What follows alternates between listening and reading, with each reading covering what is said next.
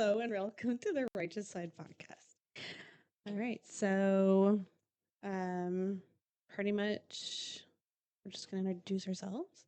My name is Stephanie, and we are from the Midwest, and I am a conservative Republican. And we have decided to do this podcast because a couple of reasons. We'll get into that here in a minute. Go ahead and introduce yourself. My name is Drew. I am Steph's husband, conservative. We wanted to start this podcast just to kind of get more of our voices out there, answer questions, start to enlighten and help get our ideologies and beliefs out there. There's a lot of like-minded people, as we've seen over the last week, and we just kind of want to help people have a safe space to express those opinions and beliefs. That's pretty much the purpose of this. We know that our generation is definitely not educated enough, including us. That's kind of why we decided this is number one. Number one reason why we decided this. We are not educated enough, and neither is our generation. I mean, we have been silent. We always been the people that just watched. We did vote. He did sooner than I did. And that's why we're doing this. Yeah, I'm just kind of over this whole sit back and listen and take the beating. And I feel like a lot of people, especially with current events that, like you mentioned, we will get into momentarily, have kind of sat back for too long. And it's time that we rise up and actually start expressing those beliefs and getting people to make their voices heard rather than sit back and take what other people have decided as the rightful norm or social norm. So it's time that we start making an impact. So definitely with the current, the recent events, definitely compelled me to do this. This actually was my idea, not Drew's, which will actually shock probably more of our family than anybody else. Because I'm usually this silent. I don't really talk about politics. I don't talk about religion. I don't talk about my opinions because I believe in the freedom of speech. We all have an opinion, and that's why we live in the wonderful USA. Absolutely. This was Steph's idea. We're kind of just, like I mentioned before, we're kind of over this whole sit back and take our beating. Obviously, as many of you have seen in the news in the last week, the assassination of Charlie Kirk, it kind of made us sit back and realize we're tired of the left always getting their way, doing what they want, kind of staying in setting the basis of what we live our normal day-to-day life, and getting away with it scot-free. This was a real eye opener to the both of us as they want to continue pushing this narrative of the right is demonic and wants to spread hate and use hate speech and is violent, and nothing from that is true. Obviously, you do have your exceptions.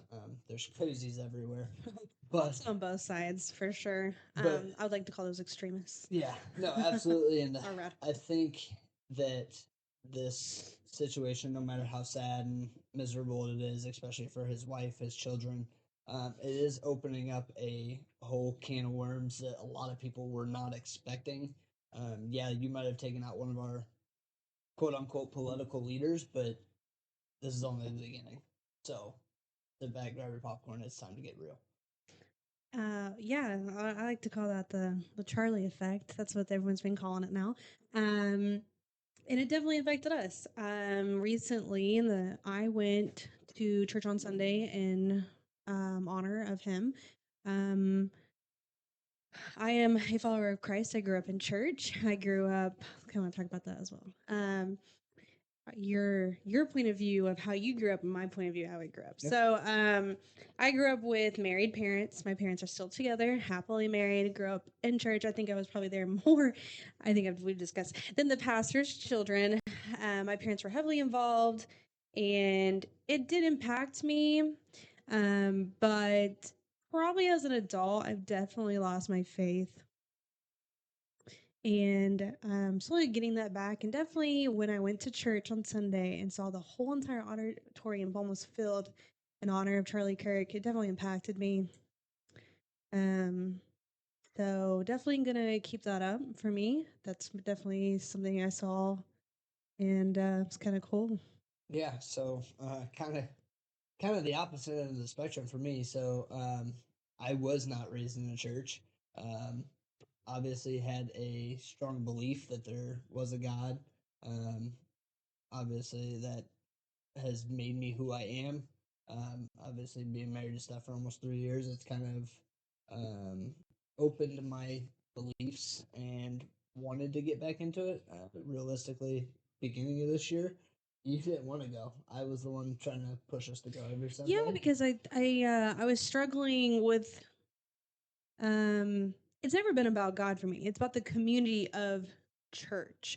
The community of church is not how it was when I was a teenager.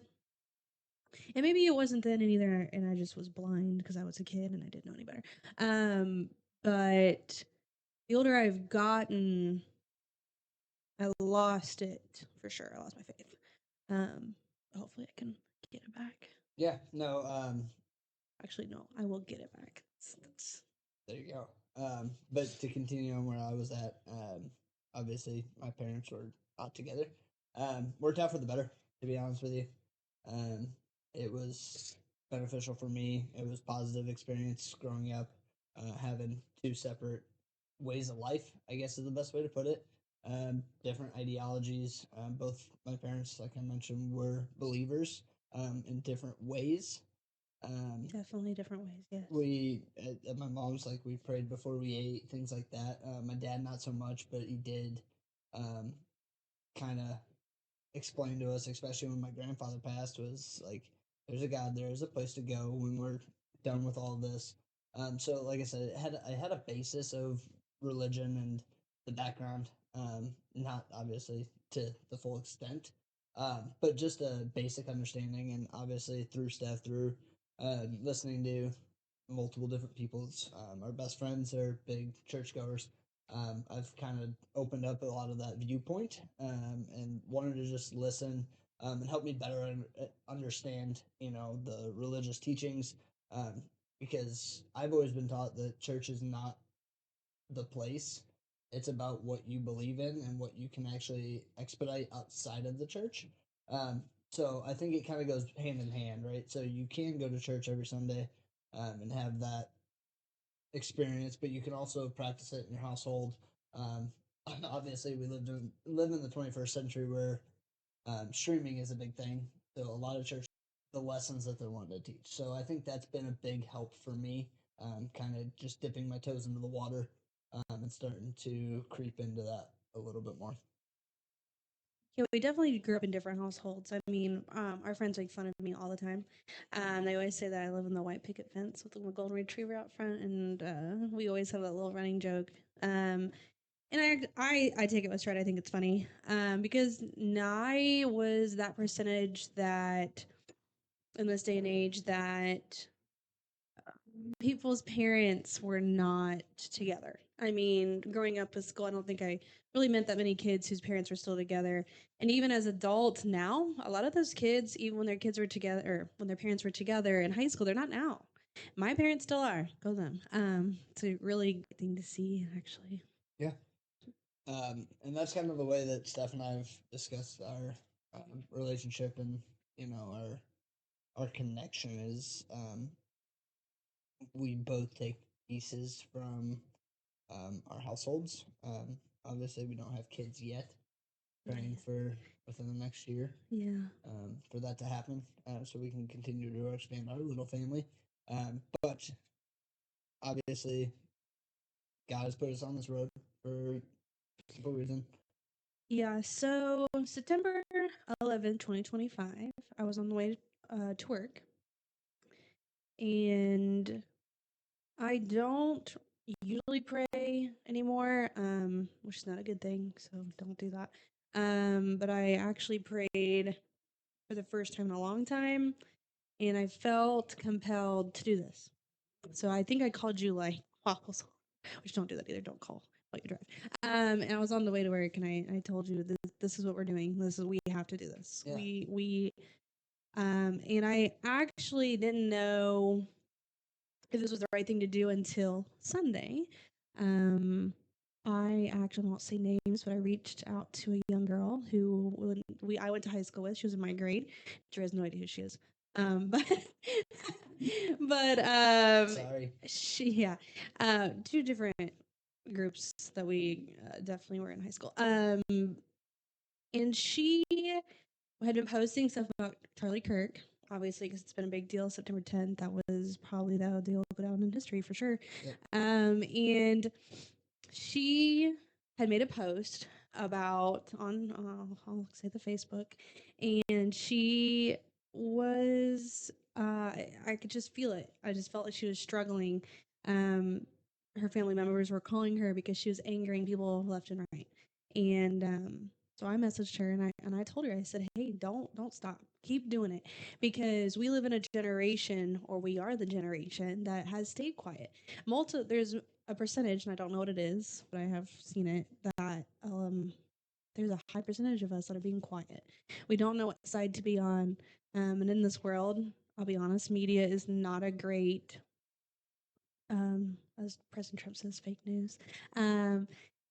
We don't know what's right or wrong. And so when I messaged her, I encouraged her to continue to not stop, to practice her freedom of speech, to be proud of the things she's doing. And I said, if she ever needed more encouragement, she's always welcome to reach out to me, and I will help encourage her, because we can't be quiet no more. No, and I think that's a big point. Is the minute that somebody tells us it's wrong or to stop, that's when it becomes the issue.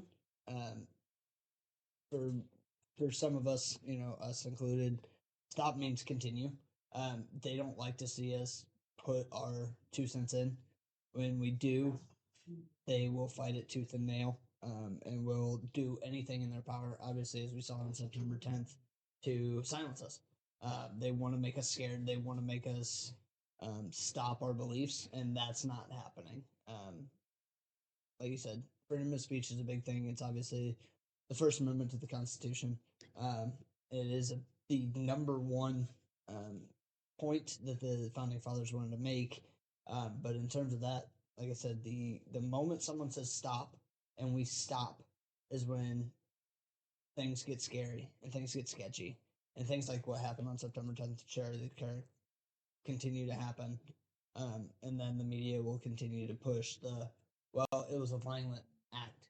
Yeah, because we're getting bullied into believing that. Yeah, so something she also said that I took to heart. She said she was scared. She was scared to speak out. She was scared. And when I first sent her the original message, I said, we live in a world where we grew up believing to be silent because it would hurt somebody's feelings. And I told her to stop, because I'm definitely that way. I'm a definite people pleaser. I can't help it. After marrying Drew, I'm not as bad. But she definitely had spoken that she was scared. She didn't want to speak out. She didn't want what happened to Charlie to happen to her, from what I could probably feel. And I wouldn't say she would ever get assassinated, but you never know anymore. But she definitely could get death threats. I mean, that's definitely been happening lately. Even in suburbs, people are getting stuff. I don't know if you saw that. For people who have flags out and Yeah, that's ridiculous. Is again, like I mentioned, that they want to point fingers and say that the right is violent and malicious and wants to cause violence. And the one thing that I've seen through all of this, and it's been really eye opening, that I'm glad to be on this side of the, not even just political aisle, but the morality side of it, is that hand in hand, when things like this take place, we don't riot. I was to say, has any anybody had their buildings burned down? Has anybody been attacked? It's been very peaceful for the amount of anger that's built up in um, the more right leaning, um, complete right leaning, whatever you fall on that spectrum. It's been very peaceful.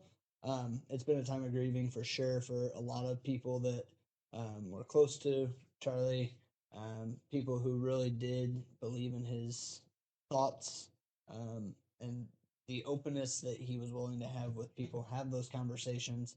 Um, it definitely was very peaceful, and it made me very thankful that I'm on this side.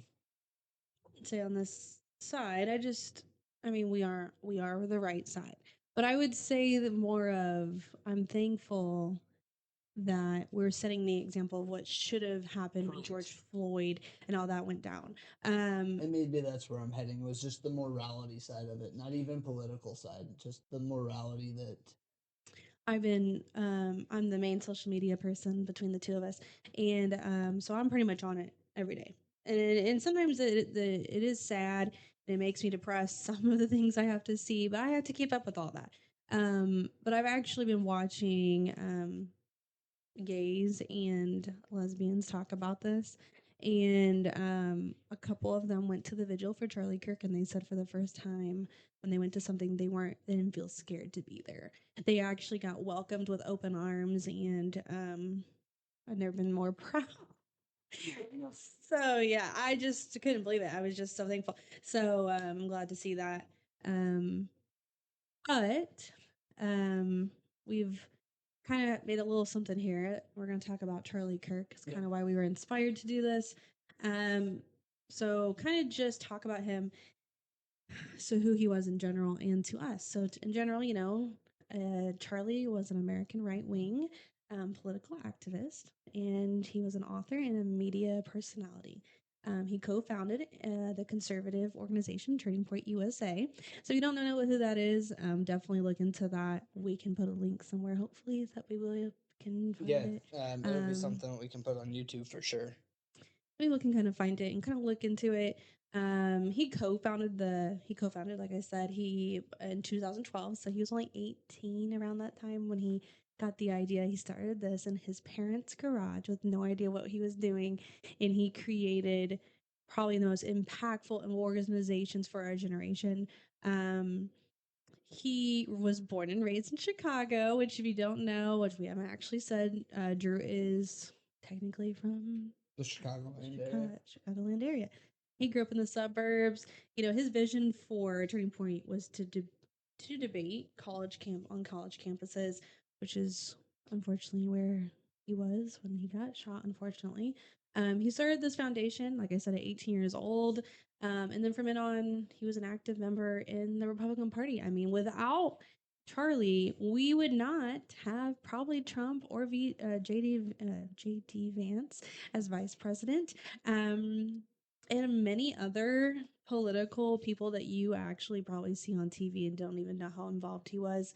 After watching the 2 hour Charlie Kirk show today with JD Vance, I watched the whole thing. It was quite awesome to hear what people had to say. Many people I never even knew was a part of which is why I need to be educated.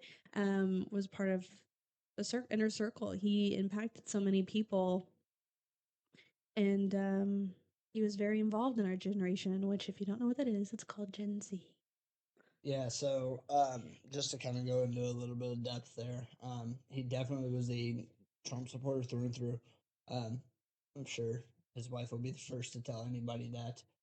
But actually, for those of you that don't know, VP JD Vance was actually not originally on the ticket to be Trump's running mate.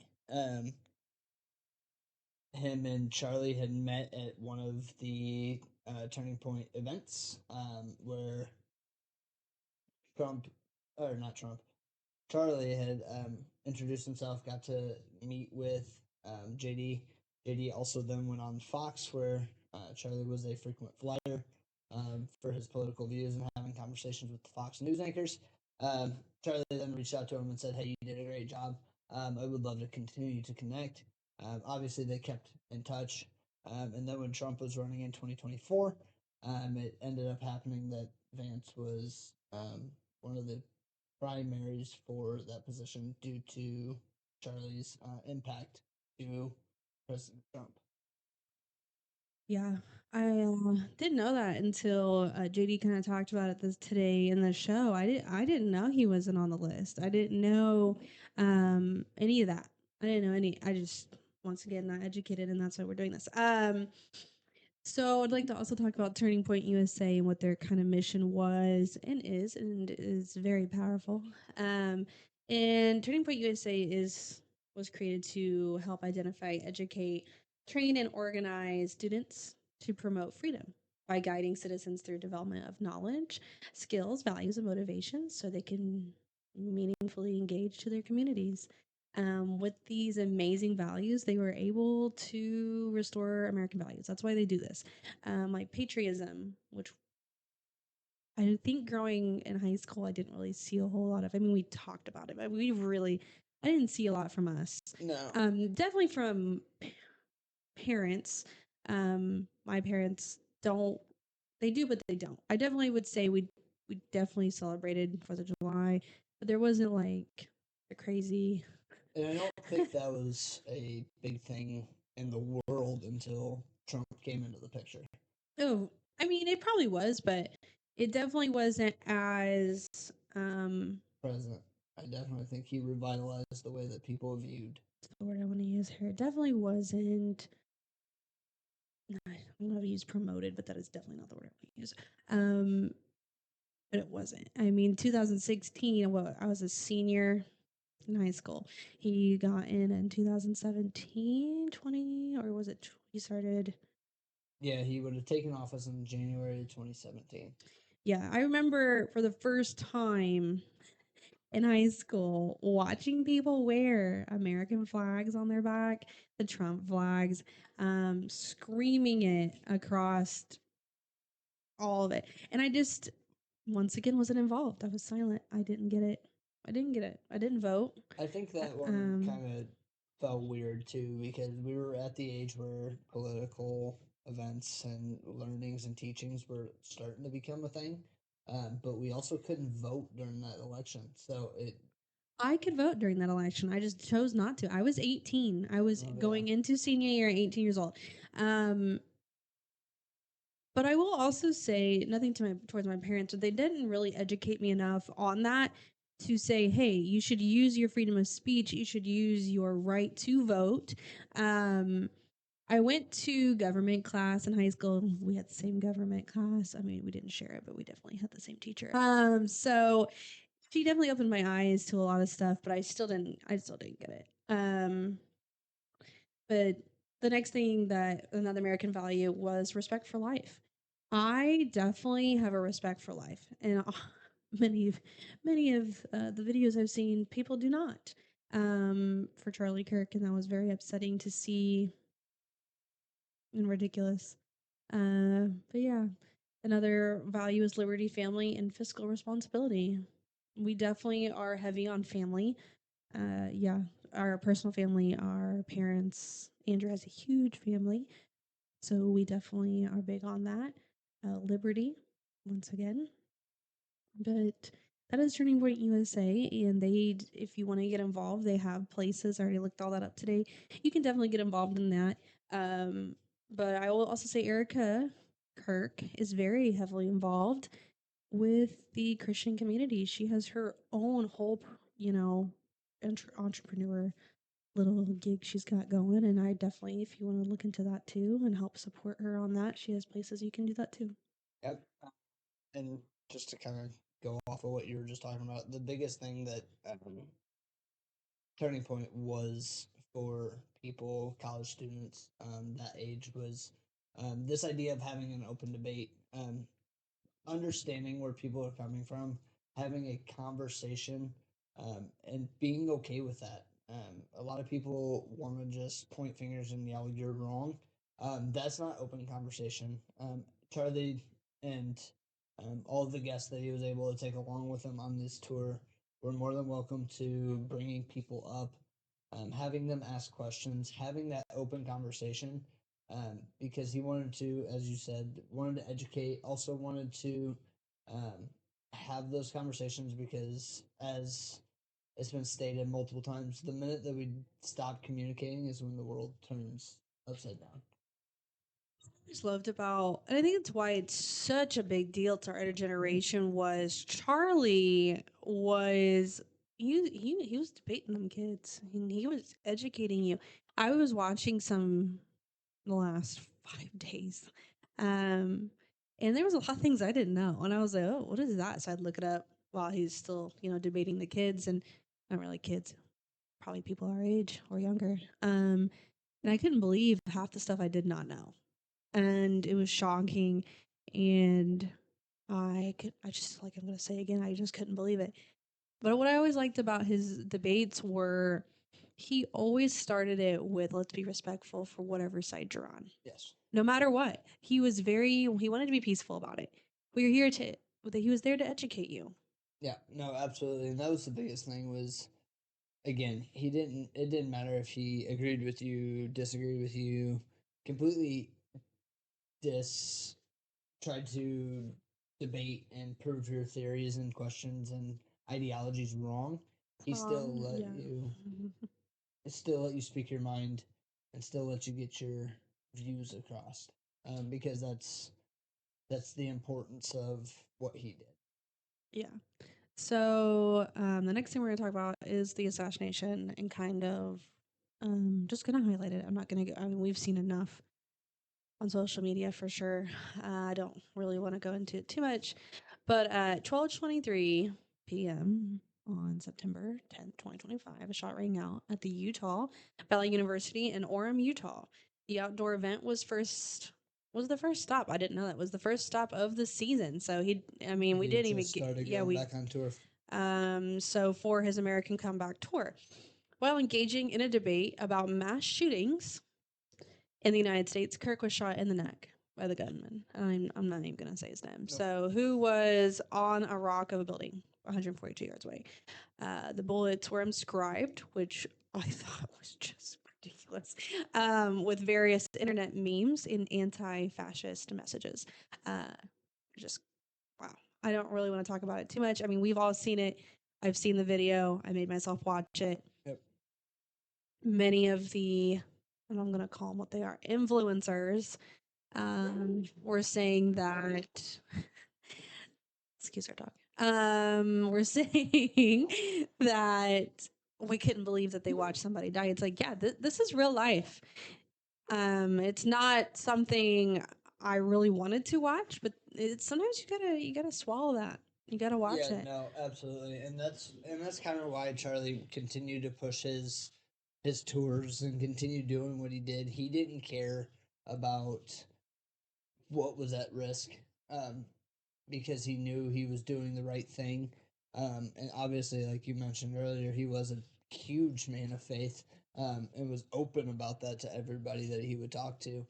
So he wasn't worried about what was going to happen to him, because he knew in a situation like we saw last week, he was covered. He interview, and I don't know who it was.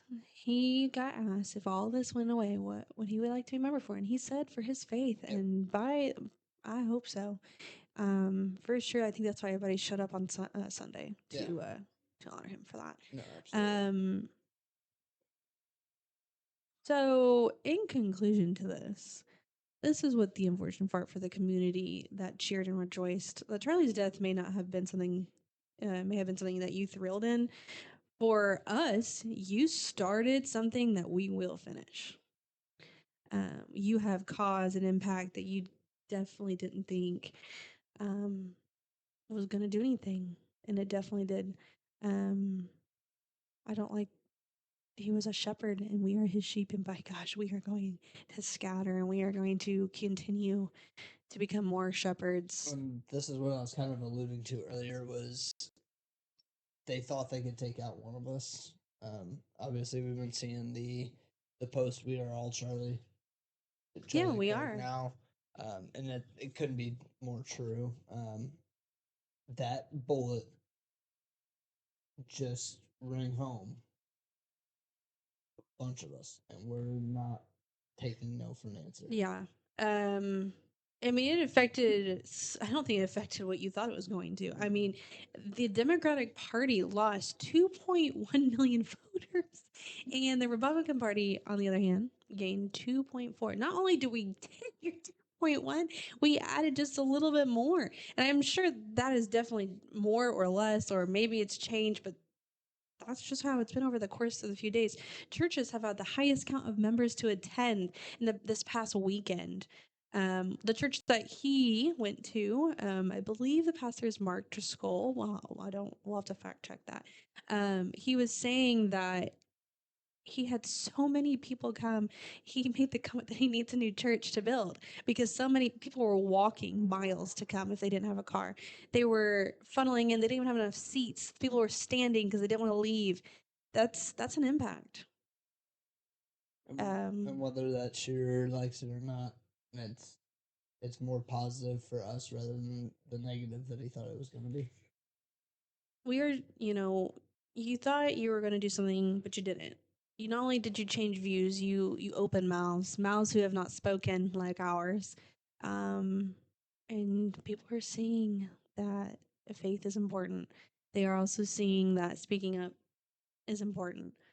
But yeah, I mean, I could talk about Charlie Kirk all day, but I don't know how long we've been recording, but I can keep going if you want me to. No, it's not. I think seeing it on social media for the last week straight.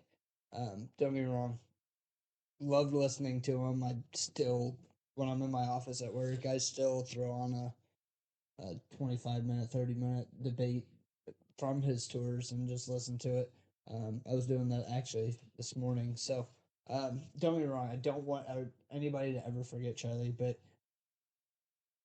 it's time for him to rest and it's time for him to be at peace. It's time for us to take control. So I think it's time to kind of obviously we want to keep talking about it because he is such a huge impact. But it's time for him to put down the mic for us to pick it up and keep rolling. Yeah. That's kind of what this episode is going to be about. It's just kind of, first of all, who we are, why we did this. This wasn't Charlie Kirk was assassinated, let's just start a podcast. No, we actually have been discussing this. Well, gosh, well over a year at least. I would say longer than that. I mean, you had mentioned a podcast when we first moved into our apartment. Now, it might not have been about this, but I feel like this is a good reason to. No, absolutely. But I think in the last year we have talked and kind of thrown it back and forth, taking into considerations of the effects of our own podcast. Like, we have family who probably would not agree with our opinions, but that's our opinion.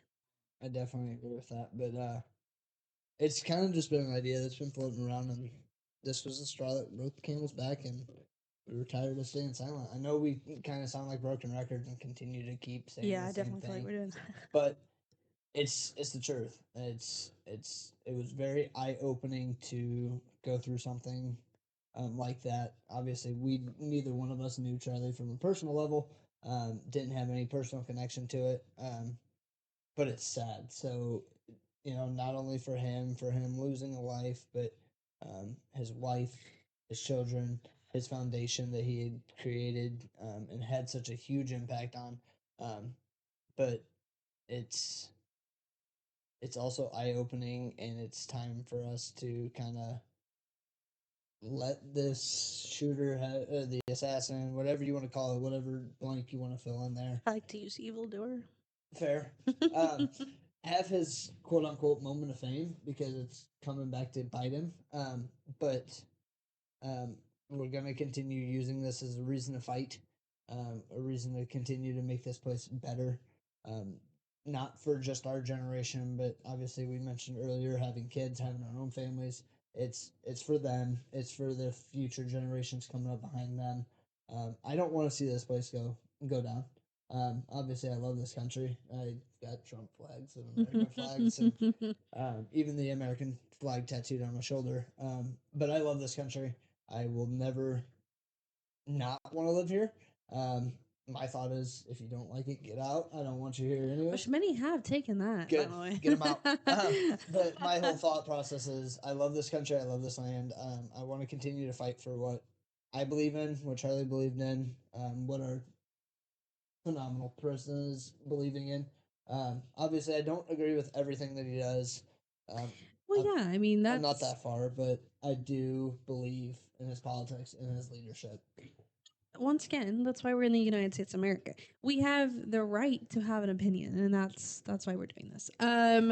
So I kind of want to also cover a couple, about two more things. Number one, what are we going to cover?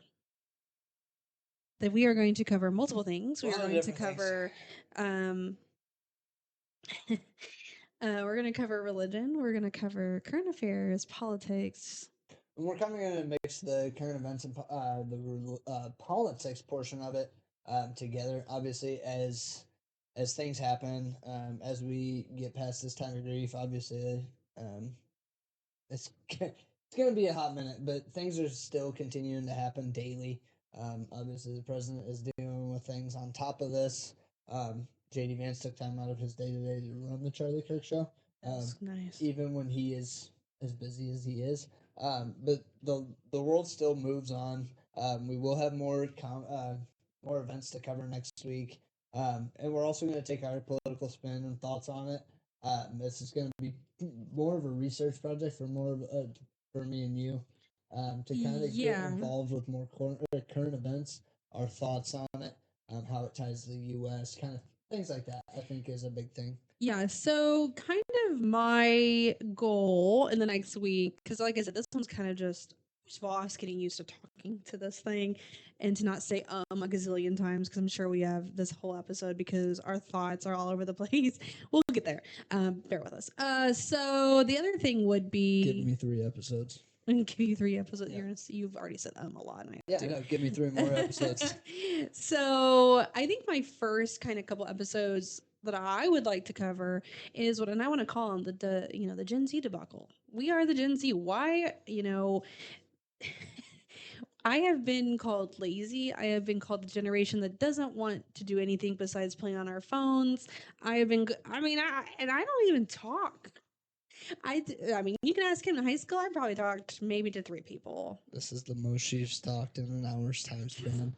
My and throat I'm hurts. super proud of her. Yeah, I actually have what I like to, and it's self-diagnosed, so please just bear with me. It's social anxiety and having to talk, but I think it's knowing that it's on a camera and It definitely helps. and Trust just me. talking to That was you. the biggest thing about for those of you, our friend group, things like that know, I do stream video games. Starting to get back into it, but that was the biggest thing, was knowing that it's just a camera. Yeah, I don't think I looked at the camera once. No, it's but much easier. I'm more wanting to have a conversation. It's much easier when you're just talking to a camera. When you don't have a live chat going, that kind of throws it off. But we'll get better with it. It's been a while since I've done it, so Yeah. I gotta get my habits broken. Oh yeah, again. you said like so many times. Yeah, But it's a bad habit. But like I was saying, the Gen Z debacle, I really want to break it down into sections. I don't know how I'm going to do it, but we'll discuss. But definitely I want to talk about. I want to talk about why we get the bad reputation that we do. Definitely that's definitely number one, and kind of break it down. I also want to talk about Gen Z raising a new generation. I want to talk about marriage in this generation. I want to talk about educate. I don't even care. I just want to talk about it all because as somebody who's in this generation, I don't see a lot of people already doing podcasts unless it's about this kind of stuff at all. No, it's more, I want to get famous on social media so I don't have to work. Yeah, that's not the point of this. They fall into that category. Yeah, we're still gonna go to work. Just so everybody knows. No, that's the biggest thing I have a problem with our generation, is that we don't want to work. We're lazy, and for, I'd say, probably 70 to 80% of us, that is the case. But you've got people like you and me, and people that we hang around on a consistent basis that go to work daily. Now, I do not put down the stay-at-home mom. My mother was a stay-at-home mom. Oh, absolutely. Now your mother was a single. She did single. For a long now time, she did have yes. help. She, Yeah. I mean, I would say she had help, to an extent. I mean, Yeah. just give and take there. But I don't put down the stay-at-home mom. My mom was a stay-at-home mom, and honestly, I think she did the best she could. I mean, I was crazy. Honestly, the generation before us was the last generation, I believe, that's going to be able to say that they could full time do that. Yeah. I mean, it is a goal of mine, but I already know myself well enough. I would have to do some sort of work. I mean, we live in an economy where both parents are gonna have to. I mean, you could probably not have to do that, but you're not gonna get to go do all the crazy things. No. And sometimes that sacrifice is worth that, especially for children. So when I see a stay-at-home mom, I always try to tell them you're doing great Oh, because absolutely. I had a stay-at-home mom. She did awesome. I feel like her and my dad really changed me and created me into the human I am today. So thank you. Um, but I always get two comments. I get, "Oh, you're from Gen Z. You're probably just a piece of crap." You know. I also get the when they get to know me, which I've actually had that comment with my 6-year-old coworker. He's like, "You're just an old soul." I said, "Well, I was raised that way. I was raised the older ways. I was raised to work hard. No matter how tired you are, you go into work. You go to church. You be thankful. You respect your elders. You all the things." I was not, and I think that's why I wasn't friends with a lot of kids our age because I didn't get the disrespect. I mean, I don't know how No, many times absolutely. I didn't. I don't understand it because I was always told, shoot, from the time I was 6, 7 years old, you are really mature for your age. Same. Well, it's not rocket science. Treat others with respect and just continue to keep your nose to the grindstone. So, there is our kids.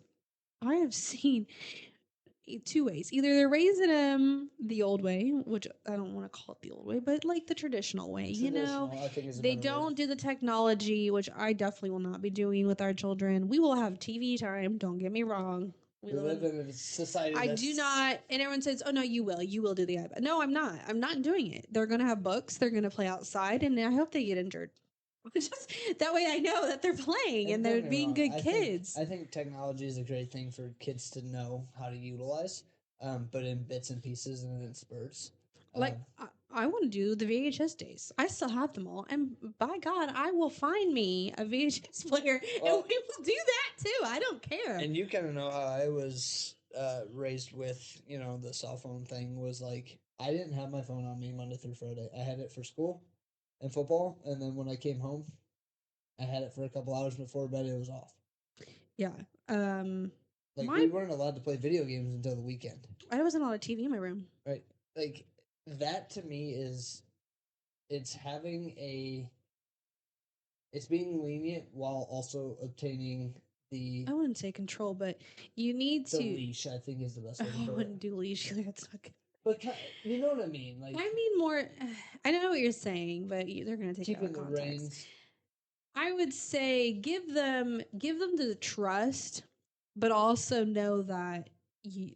I don't like to use this word either, but you are their guardian. They need to respect you. If you say no, hey, it's no. Yeah, and my dad put it best. Shoot, I got in trouble one time, and I don't know what. Honestly, Andrew, you got in trouble so for much. a lot. Yeah, I know. But I think it was something that I'd said back to him, and he said, "Hey, look, I'm your dad. I'm not your buddy. You're gonna treat me like your dad."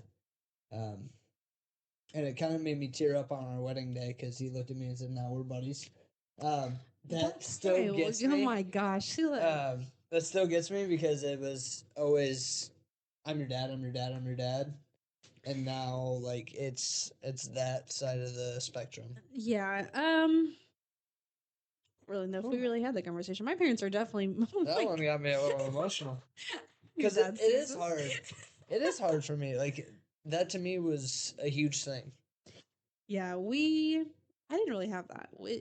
I definitely think my parents. We're not buddies. I mean, we're friends, but we're not like. My parents definitely still have the "I'm your adult." It's like, yeah, you are, and I'm still your kid. And I think it's different. You're a guy. I'm a girl, and I'm the only kid. So I think it's also different with like we've mentioned, like how we were raised and kind of like, obviously you were an only child. That's all they had. I definitely had stricter parents. In certain aspects. Say most aspects. Certain aspects. To do all the things that you tell me you got to do. Which technically, I think if I would have asked, My parents are always, if you ask, maybe. But the thing is, Me why would I having to ask? stay And home you're going to was say no. Me having to stay home was my punishment because when I had to go, or when I didn't Well, you're have the to. social butterfly. Oh, absolutely. See, my parents didn't figure it out. I liked staying at home. Fair enough. The only downside was you couldn't have your phone. I had books. I didn't need none of that crap. Loser. Oh yeah. We're getting off topic. But that's kind of That's the point. okay. That's the that is something I do want to discuss on this podcast, is that little kind of stuff. Different ways of growing up. That can be one. Oh, absolutely. Me and you definitely could do that. Oh, yeah, for sure. But I think, I know you want this to be just as much religious as it is political.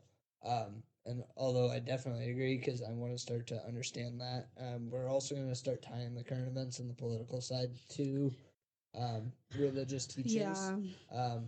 And also, like, obviously, if you guys have comments or questions, leave them in the chats. Or in the comment section on YouTube and on Spotify. Obviously, regardless of what it is, how we grew up, lifestyle thoughts, political thoughts, religious thoughts, like we want those to be things that you guys can ask because we can cover it from different angles. Obviously, we have two different ideologies while still having the same That's umbrella thought. why I think this is such good, because you are definitely more. I'm okay. Let's start with this. I'm very open minded. I'm there with certain things. Sorry. I'm very stubborn and very hard headed in my thoughts and ideologies. There are a couple things that I'm opening up to, but I have my central ideas. It's just inputting different. Okay, so yes, so his is like how I like to tell people, because they always look at us. Oh, they and they go, how does this work? Because he is very and I mean this lovingly, just so you know, quick to anger, stubborn, which I am also stubborn in my own way. I don't like to use radical, but you do have radical beliefs. You are not radical beliefs. You are hardcore. This is what I believe in, and everybody else is wrong. To a certain extent. No, I'm very strong in my beliefs. I will not. Okay, how about yes? There you go. You're strong in your beliefs to the point it's hard to argue with you. Yeah. Yeah. No, I won't disagree with no, that. we can talk. We'll talk about crap about me here in a minute. It's coming. No, I won't disagree with that. I just believe what I believe because I've done research on 1000%. Like we discussed, Drew is definitely more educated about this kind of stuff than I am, and that's why I wanted to do this. I am not. Now, as for me, I'm very open minded. What makes Andrew, I wouldn't say he hates it, but he doesn't like it. He'll get mad about something, and then I will tell him both sides, and he gets so because he's like, "Can you just be angry with me?" No, because that's not the point. The point is to be emotionally intelligent, and let's look at it from both sides. I can see it from this side, and I can also see it from this side. Now, let's look at it intelligently, and let's figure it out. How about no? So when people always go, I don't understand how you guys work. It's because we even each other out. Yeah, no, that's the best thing about the way we operate is we have both sides. So there's times where she's trying to be too open bubble, and I'm like, no, just go about, just turn right when I need to turn right. Oh yeah, but you have to be open minded. Because if you don't, I mean, you're just going to be angry all the time. In a traffic circle, you're just going to keep going around in circles. Well, then I'll just say we, like I always do, we, all the way around. Because you know what? Eventually, I will get off. I'll be dizzy, but I will get off, and I will either have made the right decision or the wrong decision. That's how it always is. It's 50-50. Well, what about you have 2/3? So. Oh well. No, we all know. Yeah. So. Yeah, so our friends always make fun of us because we argue. We have been told, you guys are so mean to each other. This is actually how it is. We're not actually mean to each other. We're just mean to each other in public, which I don't know if it's like flirting, like we're still in high school or what's going on there. I don't know. Because we met in high school, got married, and Andrew was in college. That's just how long our 10-year of knowing each other is next January. Our 3rd-year anniversary is in December. Yes. Yeah. Yeah, 10 years. So yeah, this has been 10 years of bullying each other. Pretty much. I'm looking forward to the next 10. Yeah, I am. Love you. So the funny part is, I don't get angry when people tell us it doesn't work because I know it does. Because this is actually how it is. Yeah. We're very just calm. Like Andrew has his, what I like to call his hormonal rage every so often, and I just calm you down and we get through it. And I also have a lot of squirrel moments. yeah, you do, and that's okay. I reel you back in. It's like a leash. Yeah, bring you back. I don't know. I think you like my squirrel moments more than you put on. When they align with the cleaning schedule, heck yeah. It's like this whole past weekend you cleaned like half my house. I didn't have to do that. I mean, that's like a woman's dream. Yeah, you're welcome. Yeah, thank you. But yeah, this is kind of what I want to talk about is these things right here. This is the whole purpose of this. I would also like to dive into, eventually we're going to talk about I would like to talk about some history things that I don't know. Today we talked about Robert E. Lee. I've probably seen that name 100 times. And Drew and I were talking about it. And I was talking about Wesley Hunt. He's a congressman for Texas. And I was talking about how he was in the barracks, how he grew up in barracks in West Point about Robert E. Lee. And I go, do you know who that is? He goes, well, yeah. And I go, I did it. I had to look it up today. Yeah.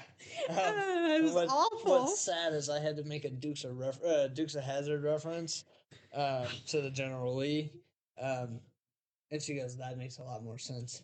Yeah, because I just thought, why are we naming it General Lee? I didn't understand. I also didn't watch that kind of stuff either as a child. So there's a reason there's the rebel flag on a car called the General Lee. Didn't have any idea. Yeah. So I looked it up. I didn't go into great depth, obviously. Yeah. I definitely looked it up. I was like, oh, he was a general for the Conservative Party, right? It's for the Confederate South. I'm sorry, Confederate South. You're right. See, still, I didn't even get it right. Conservative is a more. I meant to say Confederate. Yeah, conservative is a more like present day term. Present day, my goodness. Okay, yeah. So he was, yeah. I didn't go into depth. That's literally all I read. I was like, oh, okay, cool. I didn't know who it was. I didn't know how it made an impact because Wesley Lee is African American. And so when he was talking about Wesley Hunt. He said the Wesley Lee. Oh, so Wesley Lee. I'm talking too fast. I get excited. He was talking about it and I just didn't understand. So yeah, there's that. I want to do history lessons. We said, he goes, this is why we don't learn half the crap we need to learn in school, because I didn't know who that was. The Confederate side is not taught. We are only taught really the British side. Wrong war, honey. So which war is this? That was the Civil War. See, look, I need educated, and I love history, but I get my wars always mixed. Civil War was North versus South. Correct. Okay, that's probably what I'm thinking. Revolutionary War. Versus. Yeah, let's see about your history. Yeah. Okay, so then so I want to do that. I want to go through wars. I want to go through all the things. I want to talk about military stuff. I mean, I love that history. That's probably my fave. First to growing up military. Yeah. Dad's a veteran. It's pretty cool. So I grew up with the History Channel on all the time. To my father-in-law, thank you for your service. I appreciate it. Absolutely. So yeah, it was I had a moment. I just didn't know who it was and we were cracking up. I was not embarrassed, but I was definitely like, how do I not know that? And like he said, because we're not taught it. Yep. And so I want to go through that. I didn't know what midterms were. Midterm voting. Had no idea. Didn't even know that was a thing. Yep. And so today I researched all about it. And I said, yeah, did you know that? Well, and we were talking about that. And he's like, yeah, that starts actually pretty soon. And I said, next year. Well, yeah. So if you do want to be involved in that, definitely get yourself registered to vote. We definitely, I don't know if you're going to vote for in that term or not. I need to do a little bit of research. I think we need to do. I would like to do a thing about that. Why you should vote in the midterms? Why you should vote? Why you should vote in general? Why it's important? Why you should not do ballot voting and go in? I don't think you should, or vote Should. ballots mailing. Should do mail-in voting. Mail-in voting. Thank you. See, I need to learn the things. So why you shouldn't do that, and why it's important to go in, because it's going to be truthful. No, to the best of its abilities, and obviously. I definitely think it's important to hit on these things, and of course, where we fall more to the right. We've mentioned that quite a few times, but we're not going to sit here and tell you you're wrong if you lean a little bit left. We just want to help you guys understand our point of view. We want to also better understand your guys' point of view. I'd love to do a Q&A eventually. Maybe Yeah. start one out with Q&A, and then we'll go into what we're going to talk about. Because I know there's a lot of people, even me, who has questions because I wasn't taught it, I don't understand it, or if I did hear it, just don't understand it, was taught it, still don't understand it, and I think it's important. Yeah, no, absolutely, and like I said, I want this to be a open forum to anybody to have a peaceful conversation, because it's all about understanding each other's thoughts, helping each other explain our beliefs, and getting our beliefs pushed across, I guess is the best way to put it. Yeah. Yeah, for sure. I have many ideas. Many I've not even discussed with you. I think it's going to be this is going to be life changing for me and Drew for sure. I can already see it. This is not something. Also, this is not something we were just picking up to do for 6 to 9 months. 6 to 9 months and never do it again. This is however long we're able to financially do it. I want to do this as long as I can. I know I can make an impact. Too. Definitely. I think we will. I don't know. Goals, I guess. Yeah. This is definitely going to impact somebody. That's what this is all about. Yep. No, absolutely. All right.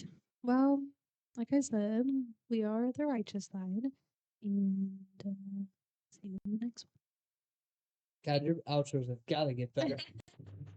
You gotta make sure you hit that follow button on Spotify and YouTube. Also, continue to share the podcast on both platforms. Obviously, we want to get people in here as quickly as possible, and we also want to continue to push our conversations, get those out there. So, if you guys are new, make sure you hit that follow button on both platforms. Follow on Spotify, subscribe on YouTube, share the podcast, and until next time, we will catch y'all in the next one. Okay. Bye. Bye.